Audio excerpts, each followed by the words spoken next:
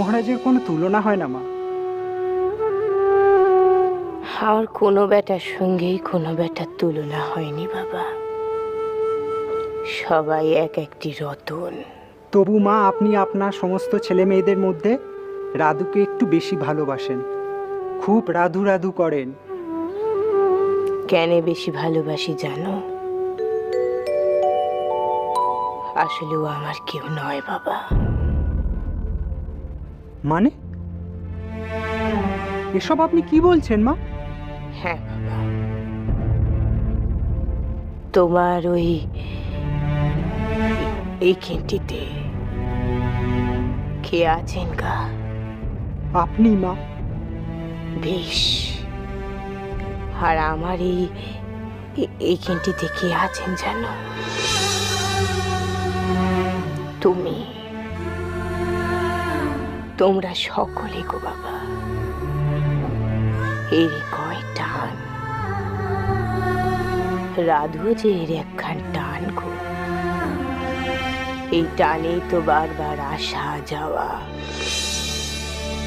এর আসা যাওয়া দিয়ে কিন্তু কারণ স্থির নেই বাবা, কারণ স্থির নেই। তবু লোকে সে কথা বোঝেনি।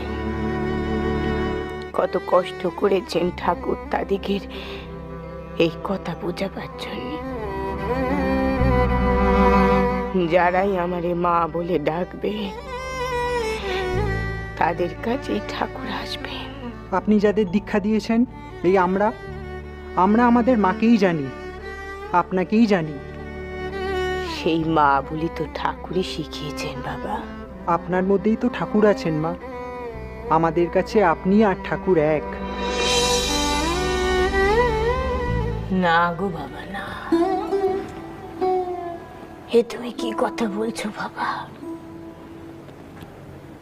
দেখো বাবা, আমি হলাম ঠাকুরের দাসী। এই একখান গান আছে জানো? তুমি জন্তি, আমি জন্ত। তুমি ঘর, আমি ঘরণী। যেমনটি করাও তেমনটি করি। এই সবই যে ঠাকুর গো। ঠাকুর বিনে তো কিচ্ছুটি নেই।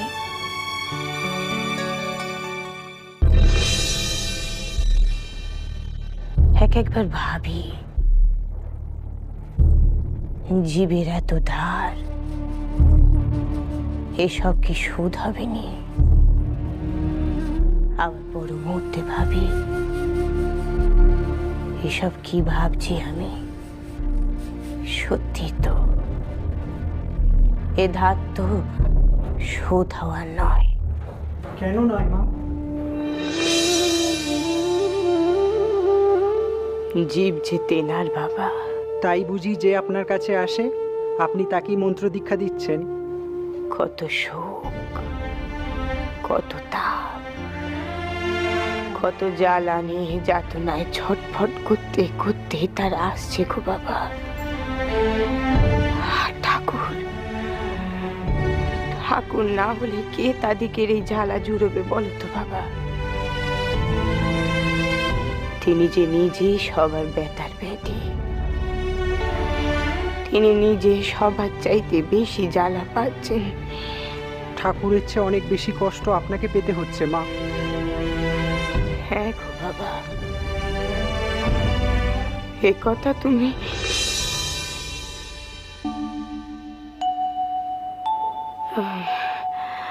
ও ও ও বাবা দেখেছো, এই কথায় কথায় আমি ভুলে গেছি। দাঁড়াও দেখি, দাঁড়াও।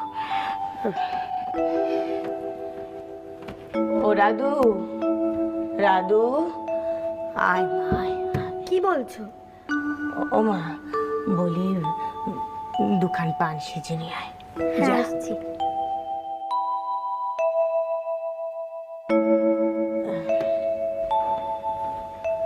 ওই কি যেন বলছিলুম বাবা? হ্যাঁ, ঠাকুরের কথা বলছিলাম।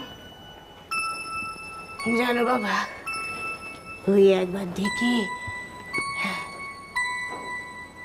আমার ঠাকুর সব হয়েছেন। সব হয়েছেন মানে? যার পানে দেখি তার মধ্যে ঠাকুরে দেখতে পাই, যে চোখে দেখতে পায় না, কানা, তার মধ্যেও তো ঠাকুরে দেখতে পাই। হাত যে চলতে পারছে না, ঘোড়া, তার মধ্যে ঠাকুরকে দেখতে পাই। বলেন কি মা, আপনি এসব দেখেন? হ্যাঁ গো বাবা, তারপরে তো বুঝলুম যে সবই যে তেনার সৃষ্টি, তিনি তো সব হয়ে রয়েছেন। জীব তো কোনো কষ্ট পাচ্ছেনি, যা কষ্ট পাচ্ছেন সবই তো তিনি পাচ্ছেন। তাই যারাই আমার কাছে আছে আমি কাউরে ফিরিয়ে দিইনি গো বাবা, সকলে দিককে দিই তেনার জিনিসে, তেনারই করি। একটা কথা মা, আপনাকে দেখেছি আপনি বেশিক্ষণ ঘুমোন না, মাঝরাতে বিছানায় যান, আবার সেই কাক ভরে উঠে পড়েন। আপনি একটু বেশিক্ষণ ঘুমানোর অভ্যেস করুন মা, এই কম সময়ের ঘুমে শরীর ভালো থাকে না। ঠাকুর যদি ওটুকুন ঘুমও আমার চোখ দিয়ে তুলে দেন, সেটি ভালো হবে গো বাবা। এই মিনতি আপনি ঠাকুরের কাছে করবেন না মা। কেন জানো তো বললুম, ওই ঘুমটা না হয়ে জপ করলে জীবের মঙ্গল হবে। ইনি মা নন, ইনি জগৎ সেবিকা, সাধিকা। জানো বাবা, সেদিন দেখলুম যে একখান ডেঙ্গু পিঁপড়ে যাচ্ছে, আর আমার রাধু তারে পিষে মারতে যাচ্ছিল। আমি রাধুরে আটকালুম জানো। কেন মা, ডেউ পিঁপড়ে কি এমন মঙ্গল করে? ওই পিঁপড়ের মধ্যেও যে আমি ঠাকুরে দেখলুম বাবা, ওই একই চোখ, একই মুখ, একই হাত, একই পা, সব তেনার। সকল জীবের মধ্যেই ঠাকুর? হ্যাঁ বাবা, তবু আমি সব জীবরে বাঁচাতে পারি কই? সব জীবরে যদি আমি বাঁচাতে পারতুম, ওই দেখো দেখিনি, এই রাধুটা সে কখন পান আনতে গেছে, এখনো তো এলোনি। ও বাবা, দাঁড়াও দেখি, দাঁড়াও, আমি গিয়ে দেখছি। মা, এখনো যে আপনার কাছ থেকে আরো কিছু শুনতে ইচ্ছে করছে। কি বগলুম বলো তো বাবা? ও আসু, এতক্ষণ ধরে যা যা ভুগলুম ওসব কিন্তু আবার নিকে রেখুনি তুমি। দেখো বাবা, আমি যে কোনো গুরু নই, মা আমি। তুমি যে আমার শিষ্য নও, আমার বেটা। আমি মা, তুমি আমার বেটা। মা, বেটা, বেটার মা।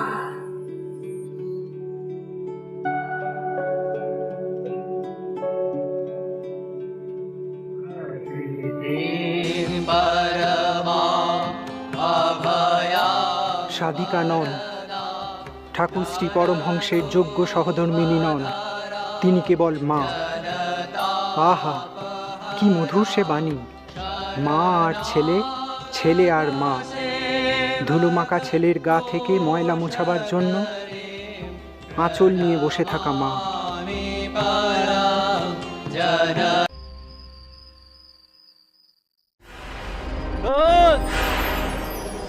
কোথায় তুমি? আমি এই এসেছি দেখা করবো। দোস্ত, দোস্ত দরজা খোলো। ও দোস্ত, আরে দরজা খোলো, আমি এসেছি। এত রাতে আমাকে দোস্ত বলে কে ডাকছে? দোস্ত বলে কি কেউ আমাকে ডাকে? না, আমাকে তো কেউ দোস্ত বলে ডাকে না। দরজা খোলো দোস্ত, আমি দাঁড়িয়ে আছি। দেখি তো একবার দরজা খুলে। না না, তোমাকে উঠতে হবে না। দোস্ত, দোস্ত দরজা খোলো। ও তোমাকে নয়, আমাকে ডাকছে। আপনাকে? কিন্তু মহারাজ, এত রাতে আপনাকে কে ডাকছে? মাতাল বিনোদ বাগবাজারেই থাকে, দিন রাত নেশা করে। এমন লোক আপনার দোস্ত হলো কি করে? ওর আসল নাম বিনোদ বিহারী সোম। মাস্টারমশাইয়ের স্কুলের ছাত্র ছিল। মাস্টারমশাই ওকে যখন দক্ষিণেশ্বরের ঠাকুরের কাছে নিয়ে এসেছিলেন, তখন ওর সাথে আমার পরিচয় হয়। সুপুরুষ, এডুকেটেড, ভালো বংশের ছেলে ও। দরজা খোলো দোস্ত, দরজা খোলো দোস্ত। পরে থিয়েটারে হিরো হয়, আর আসতে পারতো না। থিয়েটারে ওকে সবাই পদ্ম বিনোদ বলে ডাকতো। সাফল্য পেয়েছিল, সেই সঙ্গে সঙ্গদোষে নেশায় আসক্ত হয়ে পড়েছিল। পরে আমার সঙ্গে আর দেখা হয় না। আপনারা তো ঠাকুরকে নিয়ে প্রথমে শ্যামপুকুরে আর তারপরে কাশীপুরে চলে যান, তো উনি সেখানে আসেননি? না, সাফল্যের নেশায় ও তখন ভাসছিল। ফলে যা হয়, থিয়েটারে কাজ চলে গিয়েছিল। পরে কোথায় কি করতো আমি তা জানতাম না। কিছুদিন আগেই আমার সঙ্গে দেখা হয়েছিল, বলছিল মাকে দর্শন করবে। তা আমি বলেছিলাম সকালে আসতে। মাতালের এখন সকাল হলো। দোস্ত দরজা খোলো, দরজা খোলো দোস্ত। ওনাকে কি একবার ডাকবো? না না, ডাকার দরকার নেই। এলেই মাতলামি করবে, চিৎকার করবে, মায়ের ঘুম ভেঙে যেতে পারে। তার চেয়ে বরং তুমি শুয়ে পড়ো। ও কিছুক্ষণ ডাকাডাকি করার পর চলে যাবে। শুয়ে পড়ো তুমি, শুয়ে পড়ো।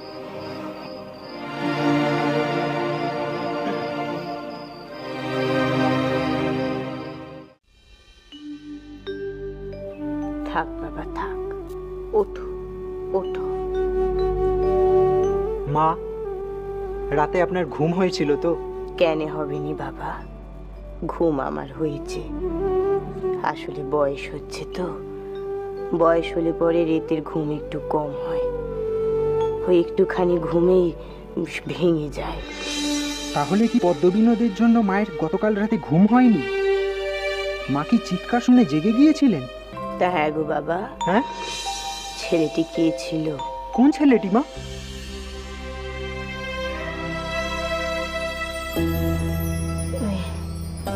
তোমরা বুঝি শোনোনি?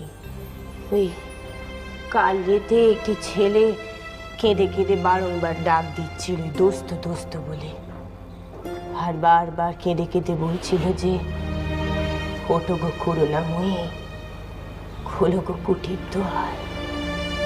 সেই ছেলেটি, তা তোমরা শুনতে পাওনি? সর্বনাশ! যে জন্য শরৎ মহারাজ দোর খুলতে বারণ করেছিলেন, সেটাই ঘটে গিয়েছে। তোমরা তো দোরটি খুলে দিতে পারতে বাবা। আর দোস্ত দোস্ত বলে কারে ডাকছিল বলো দেখিনি? তোমরা বুঝি তার মধ্যে কেউ দোস্ত ওর? আগে মা, ওই ছেলেটির নাম হলো পদ্মবিনোদ। ওর আসল নাম বিনোদ বিহারী সোম। শরৎ মহারাজের সঙ্গে বন্ধুত্ব আছে, মানে ছিল। ওমা, তাই নাকি? শরতের দোস্ত? তা আগে তো তারে কখনো দেখিনি বাবা। ঠাকুর দক্ষিণেশ্বরে থাকাকালীন উনি ঠাকুরের কাছে খুব আসতেন, তখনই মহারাজের সাথে ওনার আলাপ হয়। ও, ঠাকুরের কাছে আসতো। ভদ্রঘরের ছেলে, একসময় সুপুরুষ ছিলেন, থিয়েটার করতেন, পাকা অভিনেতা ছিলেন, খুব নাম ছিল। থিয়েটারই ওনার নাম হয় পদ্মবিনোদ। তারপর মহারাজরা যখন ঠাকুরকে নিয়ে শ্যামপুকুর বা টিয়ার কাশীপুরে চলে যান, তখন পদ্মবিনোদও তার থিয়েটার নিয়ে খুব ব্যস্ত হয়ে পড়েন, তাই আর ঠাকুরের কাছে আসতে পারেননি। তারপর হঠাৎ একদিন বাগবাজারে মহারাজের সাথে ওনার দেখা হয়। তা শরতরে এখানে নিয়ে আসেনি কেন বাবা? পদ্মবিনোদ খুব নেশা করে মা, ও সব সময় নেশা করে থাকে, ওই জন্য এখন আর থিয়েটার করতে পারে না। বুঝেছি। থ্যাটার ওরে ত্যাগ দিয়েছে, তাই তো? হ্যাঁ মা, ওর পরিবারও ওকে ত্যাগ দিয়েছে। আহা গো, তাই বুঝি বাচ্চা আমার অমন করে ডেকে ডেকে কাঁদছিল, বারংবার বলছিল উঠো গো মা উঠো। দয়াময়ী হয়ে আমার সঙ্গে অমন দ্বারা ব্যবহার করো। তবে কি জানো বাবা, নেশা করুক আর যাই করুক, জ্ঞানের নারী কিন্তু বেশ টনটনে। আপনি কি ওকে দৌড় খুলে দিয়েছিলেন মা? না গো বাবা, ওর কান্না শুনে আমি জানলা খুলে দিয়েছি। দুধেও আমাদের মাটিতে ওর মাথা ঠেকিয়ে পেনাম করেছিল। আমার জানলার নিচে ওই পথের মাটিতে এমন করে পেনাম করলে যেন আমি সেখানে আছি। আমার চরণেও পেনাম করলে যেন কি না কেউ পেয়ে গেছে, সে কি আনন্দ তার। ওই আনন্দ নিয়ে সে চলে গেলে। উনি মাতাল ছিলেন, আবার যদি কখনো অমনি করে আপনি জানলা খুলবেন না, এতে আপনার ঘুমের ব্যাঘাত ঘটবে। সে ঘটুক বাবা, আমার মা মা বলে ডাকলে আমি তার ডাকে না সারাতে থাকতে পারবো না, কখনো পারবো না। বলি, তুমি একটু শরৎকে বলো তো বাবা, ওই দিন দুপুরে যখনই ও আসবে আমার কাছে যেন ওরে নিয়ে আসে, বুঝেছ? বেশ, আমি তাহলে এখন আসি মা। এসো বাবা।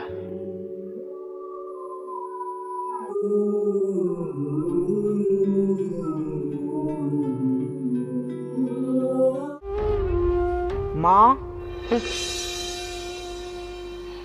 এসো বাবা এসো, ভেতরে এসো।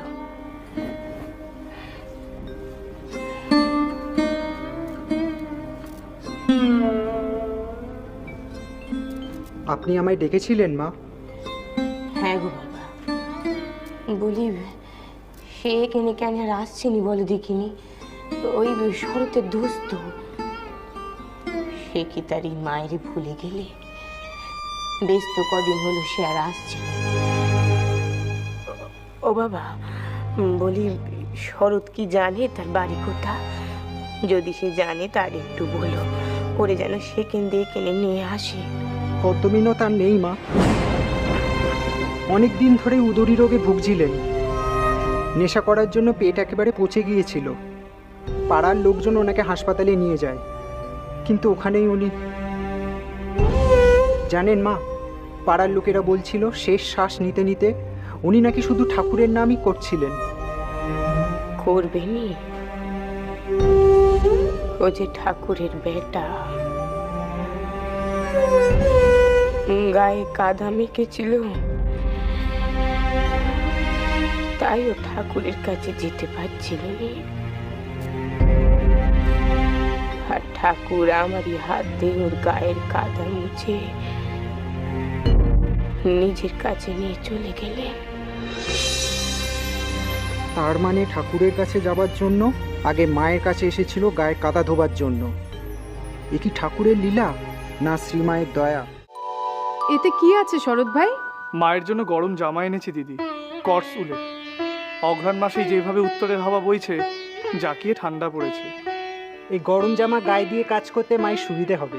খুব ভালো করেছো শরৎ ভাই, মা কোনো চাদর গায়ে রাখতে পারে না, কাজ করতে কষ্ট হয়। এটা গায়ে দিলে মায়ের আরাম হবে, ভালো লাগবে।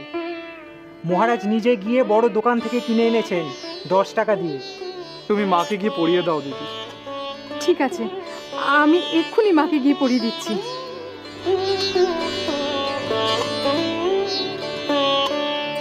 সত্যি মহারাজ, মায়ের প্রতি আপনার সতর্ক নজর সব সময়। মা ঠান্ডাতে কষ্ট পাচ্ছেন আমরা দেখছি, কিন্তু একমাত্র আপনিই কাজের কাজটা করলেন। মাকে কাজের থেকে বিরত রাখা যাবে না, বুঝলে? তাই প্রোটেকশনটা থাক, তাই না? শীতকাল হলেও মায়ের কিন্তু নিত্য নিয়মের কোনো হেরফের নেই মহারাজ।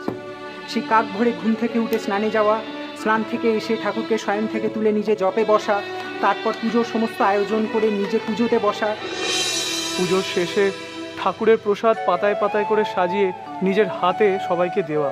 এর মধ্যে আবার ভক্ত সমাগম, দীক্ষাদান, উপদেশ দান, শোকাতুরাদের সান্ত্বনা দেওয়া, আবার তার ফাঁকে ফাঁকে নিজের হাতে সমস্ত কুটনো কোটা ঠাকুরের জন্য ভোগ রান্না করে নিবেদন করা, তাও আবার বেলা 12টার মধ্যে।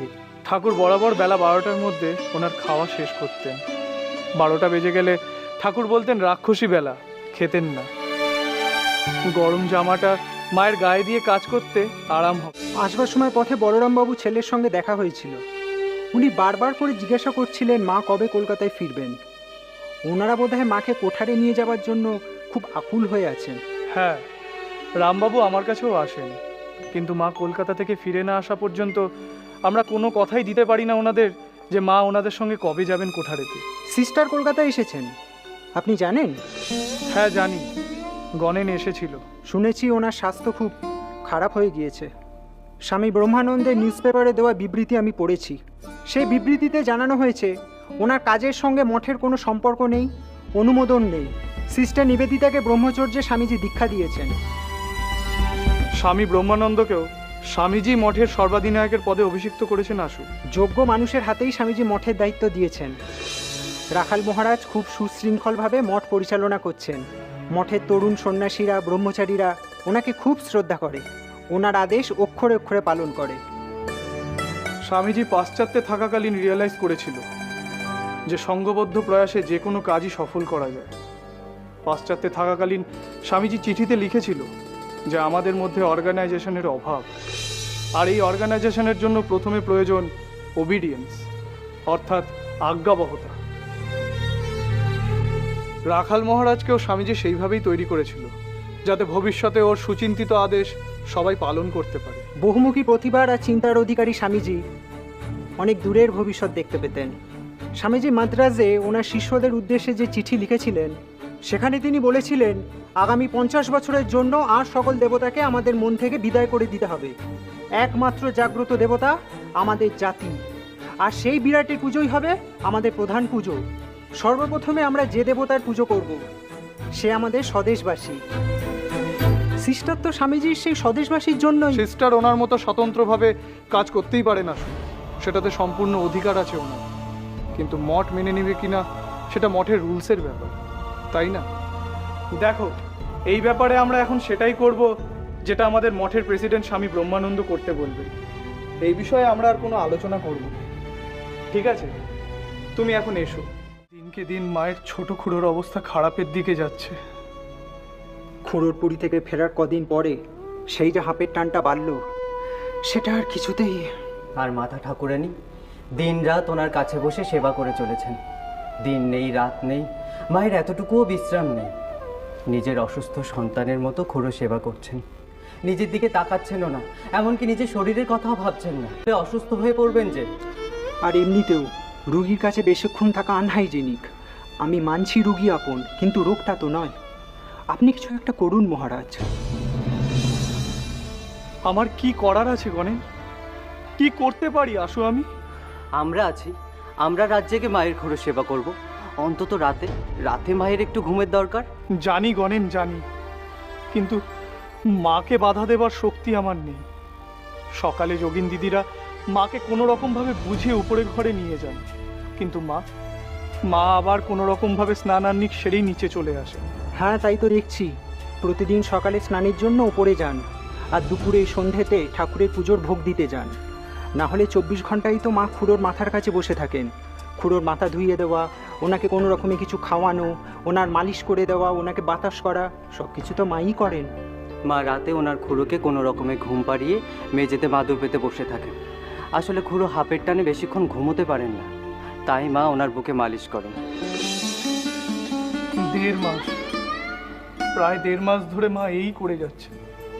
ইমোশনাল না হয়ে এখন ভাবি, এত কষ্টের চাইতে ঠাকুর যদি আমাদের মায়ের খুড়োকে চিরশান্তি দিতেন, তাহলে নিজেও কষ্ট কম পেতেন, আর আমাদের মায়েরও রেহাই মিলত। ডাক্তার যে জবাব দিয়ে গিয়েছে সে কথা মাকে জানানো হয়নি। আমরা জানাইনি, কিন্তু মায়ের অন্তরাত্মা মাকে ঠিক জানিয়ে দিয়েছে। এই যে শরৎ মহারাজ, আশুবাবু, প্রসন্ন মামা সকালবেলাতেই আসবেন বলেছিলেন, তিনি কি এসেছেন? না, এখনো আসেননি উনি। এখনো আসেননি?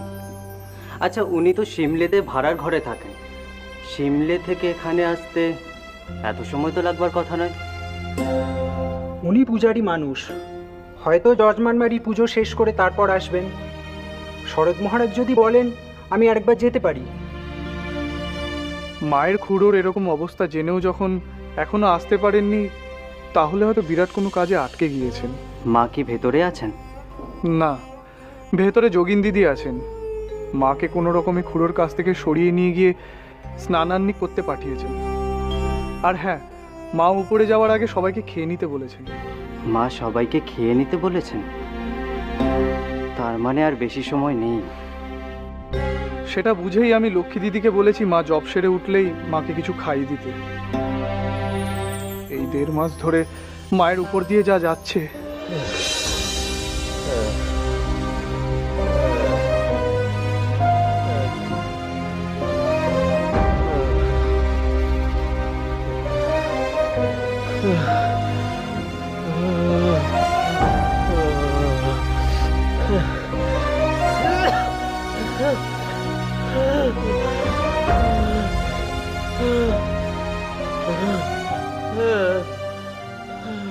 আমি যতটুকু ডাক্তারি পড়েছি, নীলু দাদুকে দেখে মনে হচ্ছে এটা ওনার শেষ সময়।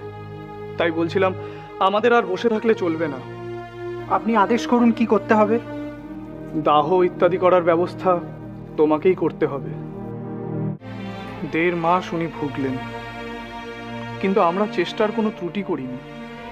কিন্তু বলেন, এই 1.5 মাস মা না শান্তিতে ঘুমোতে পেরেছেন, না কোথাও স্থির হয়ে বসতে পেরেছেন। শুধু নিজের স্নান আর পুজোটুকু ছাড়া ওপরের ঘরেও যাননি। তাও লক্ষ্মী দিদি, যোগিন দিদি জোর করে মাকে ওপরের ঘরে নিয়ে যেতেন। আসলে মা খুড়োকে যেমন ভালোবাসতেন, তেমন খুড়ো মা অন্তঃপ্রাণ ছিলেন। পাকপাড়ার রাজবাড়িতে একসময় পাচকের কাজ করতেন, বিবাহ করলেন না। বড় দাদার সংসারে মা আর ওনার ভাইদের বুকে আঁকড়ে ধরে জীবন কাটালেন। দিদিমা আর নীলু দাদুর মধ্যে এমন একটা সম্পর্ক ছিল যেন দেখে মনেই হতো না ওনারা দেওর আর বৌদি, মনে হতো যেন দুটি ভাই বোন। এরম সম্পর্ক আমি আর কোথাও দেখিনি। এখন জানি না দিদিমায়ের শোক কেমন করে মেনে নেবেন। উনি আমাদের মায়ের মা, মায়ের মতোই সর্বসহা ধরণী। প্রভু রামকৃষ্ণ ঠাকুর ওনাকে রক্ষে করুন। কিন্তু গণেন, এখন যে আমাদের কর্তব্য করতে হবে। কিন্তু প্রসন্ন মামা তো এখনো এলেন না। আমি মাকে গিয়ে জিজ্ঞেস করে আসছি এখন আমাদের কি করতে হবে। ভালো করে সারেনি মায়ের। এই অবস্থায় মাকে নিয়ে লক্ষ্মী দত্ত লেনের দত্ত বাড়িতে কীর্তন শুনতে যাওয়াটা উচিত হয়নি গোলাপ দিদির। মা তো নিজেই জোর করলেন যে তিনি কীর্তনিয়া জ্যোতির্নিত্যে যে কীর্তন শুনবেন। সব কিছুই তো ঠিকঠাক ছিল, কিন্তু মাথুর শুনতে শুনতে হঠাৎ করে মা সমাধিস্থ হয়ে পড়লেন। কোনো বাহ্যজ্ঞান ছিল না। গোলাপ দিদি নেহাত মায়ের ধাত জানেন, তাই গাড়িতে তুলে নিয়ে এসেছিলেন। আমার সহিস আমাকে বললো যে গাড়িতে। ললিত, ও মহারাজ প্রণাম। ওই মার সেদিনকার ব্যাপার নিয়ে একটু কথা বলছিলাম। মা পুরোপুরি সেরে ওঠার আগেই আশুবাবু আর গোলাপ দিদি মাকে নিয়ে কীর্তন শুনতে গিয়েছিলেন। আমার তো শুনে ভয় লেগে গেল। কীর্তন শুনতে শুনতে মা বাহ্যজ্ঞান হারিয়ে ফেলেছিলেন। আমরা গুরু ভাইরা ঠাকুরকে ওরকম অবস্থায় বহুবার দেখেছি। ঠাকুরের বাহ্যজ্ঞান ফিরে না আসা পর্যন্ত আমরা খুব চিন্তায় থাকতাম। কিন্তু সাধকের মন একসময় সাধন ভূমিতে ঠিকই নেমে আসত। আমাদের মা হলেন ঠাকুরের মতোই একজন অতি উচ্চস্তরের সাধিকা। গোলাপ দিদি মায়ের বাহ্যজ্ঞান ফেরানোর জন্য অনেক চেষ্টা করছিলেন, কিন্তু পারছিলেন না। তখন আমরা মায়ের কানের কাছে গিয়ে মা মা বলে ডাকলাম। মা ডাক শুনতেই মায়ের শরীরের ভেতর একটা স্পন্দন দেখা গিয়েছিল। তারপরেই অমনি চোখ খুলে বললেন, ডাকছো কেন বাবা? অনুমতি দেন তাহলে তুমি নিশ্চয়ই ওনাদেরকে নিয়ে বেড়াতে যাবে। কিন্তু ললিত, কোথায় কোথায় যাবে? দূরে নয় মহারাজ, কাছে পিঠে। যেমন ধরুন পার্শ্বনাথের মন্দির, হাওড়ার রামরাজাতলা, কাকুরগাছির জগদ্দানেও মাকে একবার নিয়ে যাবো ভাবছি। হ্যাঁ, ওনারা অনেক দিন ধরে বলছেন মা সেখানে গেলে মায়ের ভালো লাগবে। কেন দেবনি বাবা? সমাজের জন্যই আমরা নই, আমাদের জন্য সমাজ। উনি স্বধর্ম ত্যাগ করেছে জেনেও আপনি ওনাকে দীক্ষা দেবেন? যে জ্বালায় পড়েও আমার কাছে আসতে চাইছে, ও জ্বালা যে আমারই দূর করতে হবে বাবা। তবে তবে তবে কি মা? দেখো বাবা, ঠাকুর কিন্তু কিছুটি ভাঙতে চাননি, আর আমিও কিছু ভাঙতে আসিনি বাবা। যা আমাদের সনাতনী নিয়ম আচার, তা দেবী ধুলো বালি ময়লা সব পরিষ্কার করে ভালো দিকটা দিয়ে কেবল আমরা নিতে এসেছি, আবার দিতে হয়েছি। তাহলে আপনি কি করতে চান বলুন মা? ভিন্ন ধর্মের সন্তানরাও যে আমার সন্তান বাবা। ধর্মের বলি ভিন্ন হতে পারে, কিন্তু ভগবানের সাধনা এক। আগে তার ওই সনাতনী পথে স্বধর্মে ফিরে আসতে হবে, তারপর ভোজক না। যা তার মন চায়, যার মধ্যে সে ভগবানকে দেখতে চায়, ঠাকুর সব ঠিক করে দেবেন বাবা।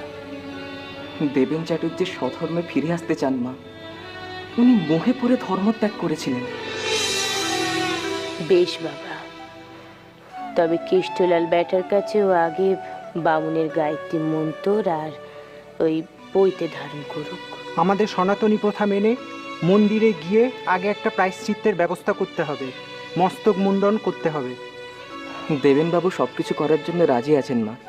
তিনি কেবল চান মায়ের কাছে ঠাকুরের মন্ত্রে দীক্ষিত হতে, না হলে তিনি কিছুতেই মনে শান্তি পাচ্ছেন না মা। আহা গো, ব্যাটার আমার মনে কতই না খেদ হয়েছে। ও বাবা, বলি তুমি আগে কেষ্টলালের সঙ্গে কথা বলে নিও। ও আগে যা যা করবার করে দিক, তারপর তো আমি দিকে দেবো। সামনে সরস্বতী পুজোর দিন শ্রীপঞ্চমী তিথি, খুব শুভ দিন মা। আপনার নামও তো দেবী সরস্বতীর নামে।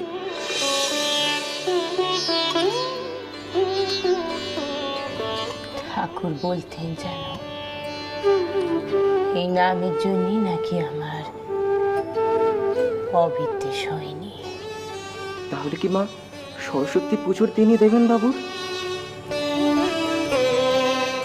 হ্যাঁ বাবা, ওই দিন দীক্ষে হবে, তবে তার আগের দিন তোমাদের দীক্ষে হবে। আমি দেবো। তাই হবে মা, তাই হবে। দিদি আমাদের পুরীতে নিয়ে যেতে বলেছেন। আজ্ঞে, আমাকে বাবুরাম মহারাজ সেরকমই বলে পাঠিয়েছেন। আপনারা যারা যারা যেতে চান তৈরি হয়ে নিন। আমাদের সবাইরই যেতে বলেছেন। উমা শুনছো? হ্যাঁ রে বাবা, শুনেছি। বাবা, তুই ওনারে বলে দে যে আমরা যাব। কিন্তু বড়দা আর পেছনদা তো যেতে পারবেননি। তবে এই গ্রামের অনেকেই যেতে চাইবে যদি জানে পুরী যাওয়া হচ্ছে। আহা বেশ তো, আপনারা সবাই যাবেন। মা কিন্তু বিশেষ করে বলে দিয়েছেন ওনার মা জননী রাধারানী আর রাধারানীর মাকে সঙ্গে নিয়ে যেতে। আচ্ছা আচ্ছা আচ্ছা। কালী, যা বাবা, ওনারে নিয়ে ভেতর ঘরে যা। উনি চান করে খেয়ে বিশ্রাম নিই, আমরা ততক্ষণে তৈয়ার হয়ে নেব। আচ্ছা আসেন আসেন, ঘরে আরাম করেন, আর আমরা যারা যাব সবাই তৈয়ার হয়ে নিয়ে। শরৎ মহারাজ উদ্যোগ না নিলে, টাকা ধার না করলে আজও হয়তো মাকে ভাড়াটিয়া হিসাবে কোথাও মাথা গুঁজতে হতো। ভবিষ্যতের কাশী বৃন্দাবন হয়ে উঠবে বাগবাজারেরই মায়ের বাড়ি। গিয়েছেন। মহারাজ, এসো এসো। ললিতবাবু কি পৌঁছে গিয়েছেন? হ্যাঁ, এতক্ষণে মায়ের কাছে পৌঁছে গিয়ে আমাদের সবার গল্প শোনাচ্ছে। আর মা হয়তো গল্প করতে করতে ললিতবাবুকে মুড়ি আর নিজের হাতে তৈরি করা নাড়ু খাওয়াচ্ছেন। আমাদের মায়ের অতিথি আপ্যায়নে জুড়ি মেলা ভার। আর বিশেষ করে তা যদি বেটারা হয়, তাহলে তো আর কোনো কথাই নেই। হিংসে করো না যোগিন দিদি, তোমাকে মানায় না। মা তোমাদেরকে যা ভালোবাসেন তার ঝুড়ি ঝুড়ি গল্প যদি আমি আশুকে শোনাই, তাহলে আশু শুনে মন খারাপ হয়ে যাবে। আশু হয়তো ভাববে মেয়েরাই মায়ের সব কিছু, আমরা কিছুই না। দিদিদের ভাগ্য অতি সুপ্রসন্ন। যাক সেসব কথা, মা বোধহয় এতক্ষণে ট্রাঙ্কটা খুলে ফেলেছেন, আর ট্রাঙ্কের ভেতরের জিনিস দেখে রাধু খুব খুশি হয়েছে। ওই তো বয়স, খুশি হওয়াই তো স্বাভাবিক। মা,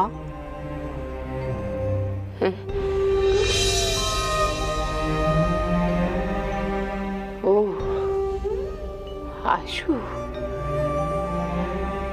এসো বাবা এসো।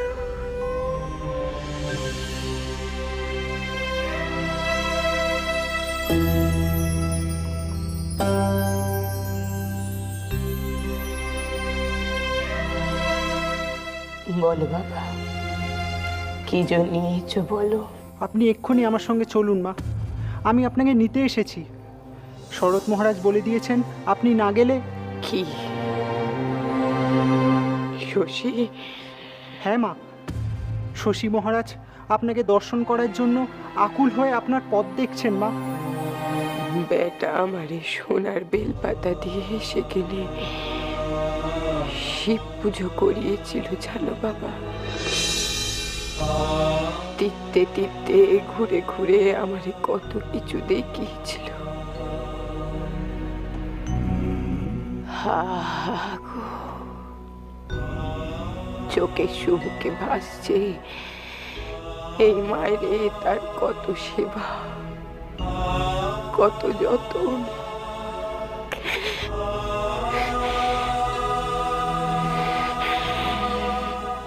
না বাবা না, আমার তুমি যেতে বলো। এই চোখেও চলে যাও, আমি কিছুতেই শুইতে পারবো না বাবা, আমি দেখতে পারবো না। আমার তুমি যাওয়ার কথা বলিনি বাবা, বলিনি। আপনি তাহলে যাবেন না মা? কিন্তু শশী মহারাজ যে আপনার পথ দেখছেন মা। ওর ঠাকুরই ওরে পথ দেখাবে বাবা। শরৎ মহারাজকে কি বলবো মা?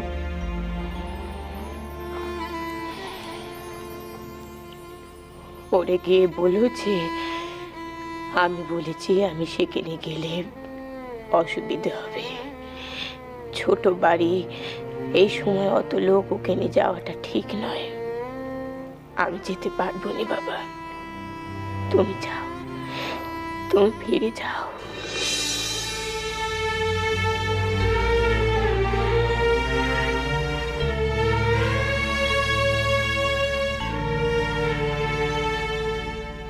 থাক বাবা থাক, ওঠো।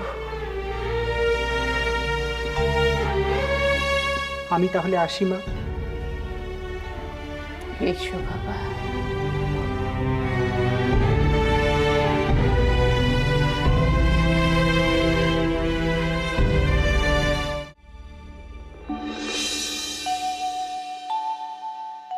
কিসের হিসেব দেখছো আশু? মায়ের সারা মাসের টাকার হিসেব দেখছিলাম মহারাজ।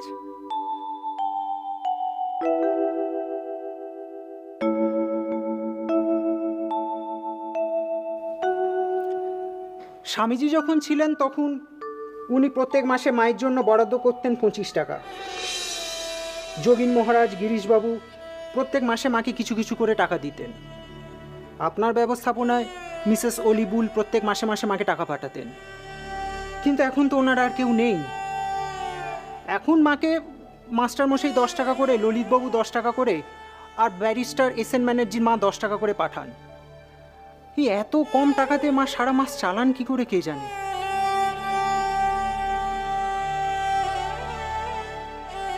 হয়তো মা বলেই পারেন। মায়ের কাছে ধনী গরিব প্রত্যেকেই আসেন। মা অতিথি আপ্যায়নে সবাইকে সমান নজরে দেখেন। তার ওপর আবার রাধারানীর সমস্ত খরচ মা নিজে হাতে সামলান। এত খরচ যে মা কিভাবে সামলাচ্ছেন আমার তো চিন্তাতেই আসে না। বুঝলে আশু, চিন্তামণির চিন্তা আমি আর তুমি না ভাবলেই ভালো। সেদিনকে ললিতবাবু একটা কথা বলছিলেন, হয়তো উনি আপনার কাছেও আসবেন বলবার জন্য। আসলে উনি জয়রামবাটিতে গিয়ে মায়ের অসুবিধে দেখেছেন।